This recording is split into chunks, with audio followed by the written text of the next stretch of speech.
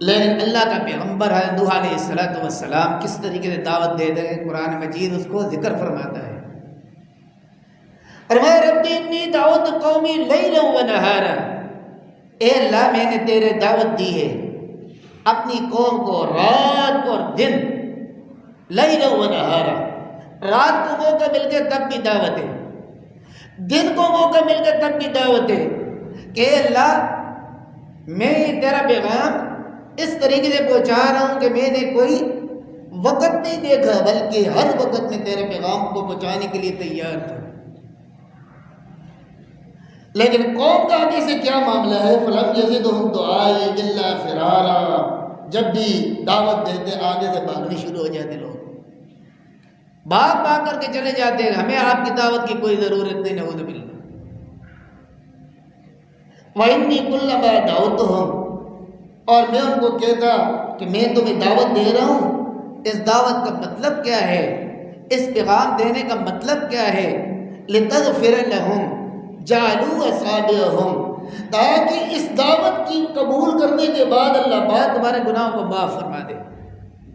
جب قبول کر لیں گے تو فرمایا کہ آپ کے گناہ جو بھی ہیں وہ اللہ معاف کر دیں گے ایمان لانے کی وجہ سے۔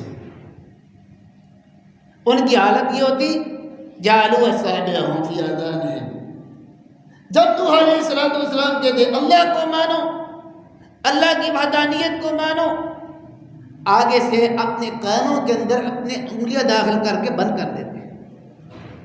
جعلوا أصابعهم في آذانهم، اپنی انگلیوں کو اپنے کانوں کے اندر رکھ کر کے کان بند کر دیتے تاکہ اس کی آواز ہمارے کانوں تک نہ پہنچے۔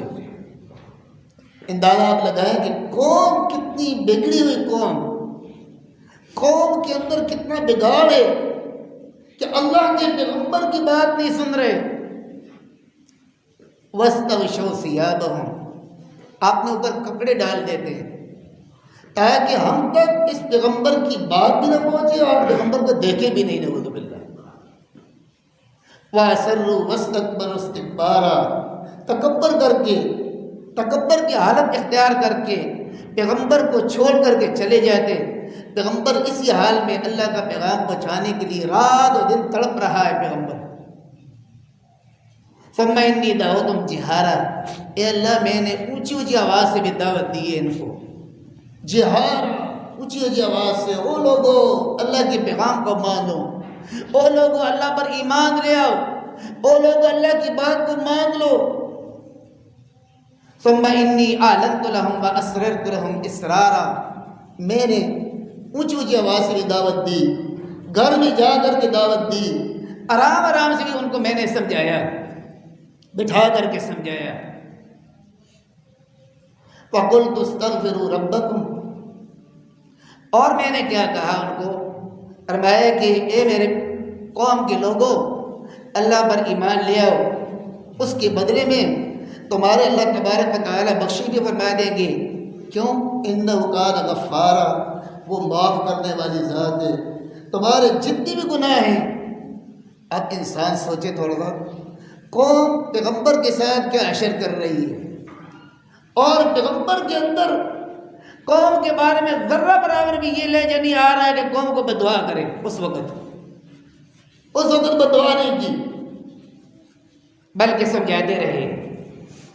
یرسل السماء علیکم مدرارا، آسمان سے لگاتار بارشیں اللہ پاک نصیب فرمائیں گے۔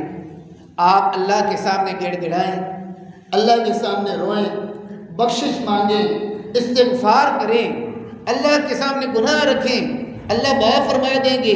اس کے بدلے میں اللہ پاک لگاتار بارشیں عطا فرمائیں گے۔ اور فرمایا اور کیا نعمتیں دیں گے۔ اس کے بعد فرمایا وَيُمْدِدْكُمْ بِأَمْوَالٍ وَبَنِينَ، مالوں میں فراوانی آئے گی، اولاد اللہ آپ کو عطا فرمائیں گے۔ وَيَجْعَلْ لَكُمْ جَنَّاتٍ وَيَجْعَلْ لَكُمْ أَنْهَارًا، باغات اللہ عطا فرمائیں گے، نہریں اللہ پاک عطا فرمائیں گے۔ یہ ساری انعامات اللہ تبارک و تعالیٰ کے۔ مَا لَكُمْ لَا تَرْجُونَ لِلَّهِ وَقَارًا وَقَدْ خَلَقَكُمْ أَطْوَارًا، یہ سارے انعامات رب ذوالجلال انسان کو، یہ نوح علیہ السلام اس وقت کہہ رہے ہیں کہ استغفار کرو، استغفار کرو۔